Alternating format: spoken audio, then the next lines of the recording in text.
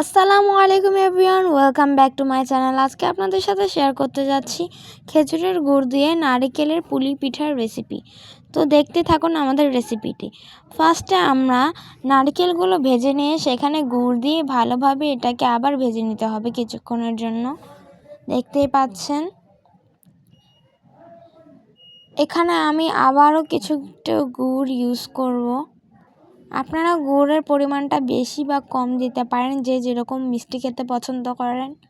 আপনারা চাইলে গুড়ের পরিবর্তে চিনিও ব্যবহার করতে পারেন। যেহেতু এখন শীতকাল, তাই আমি গুড়টাই ব্যবহার করছি। দেখতেই পাচ্ছেন এটার কালারটা কত সুন্দর হয়েছে। তো আমাদের এই নারকেলের পুরটা হয়ে গেছে। এবার এটা আমরা চুলা থেকে উঠিয়ে নিচ্ছি। এরপর যে আমরা রুটির মতো করে আটা দিয়ে বেলে নেওয়া ডো করে আমরা এটাকে এখন বেলে নিব। আপনারা সাধারণত যেভাবে রুটি বানান সেভাবেই। এবার এখানে একটুখানি নারকেলের পুর দিয়ে দেখতে থাকুন কিভাবে এটাকে আপনারা ভালোভাবে দেখবেন। আমার আম্মু কিন্তু অত সুন্দর পিঠার ডিজাইন দিতে পারে না, কিন্তু যেমনি চেষ্টা করছে অমনি পারছে। এবার এটাকে কিন্তু ভালোভাবে আটকিয়ে দিতে হবে। আটকিয়ে দিয়ে একটা কাটার বা ছুরির সাহায্যে এটাকে কিন্তু কেটে নিতে হবে সুন্দরভাবে। এবার এটাকে আম্মু কিভাবে একটা ডিজাইন করছে।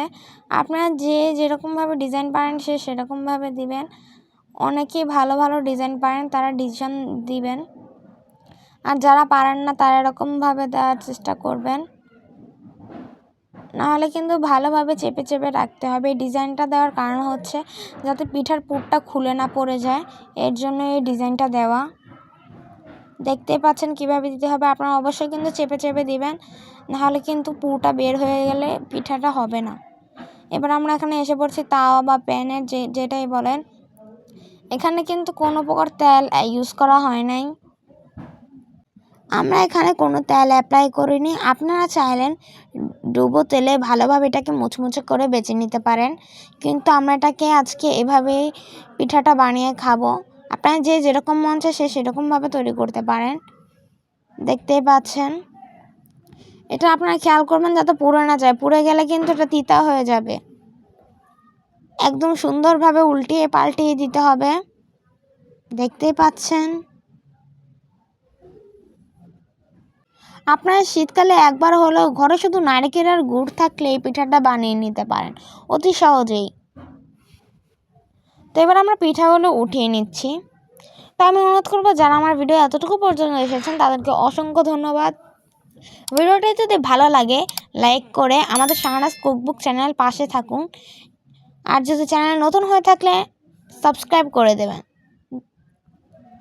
আর নতুন নতুন ভিডিও পেতে চাইলে আমাদের চ্যানেলটাকে সাবস্ক্রাইব করে পাশে থাকুন। ধন্যবাদ। তো আজকের জন্য এতটুকু পর্যন্তই। এবার একটা আপনাকে পিঠা ভেঙে দেখাচ্ছি। দেখতেই পাচ্ছেন পিঠাটা কত সুন্দর হয়েছে।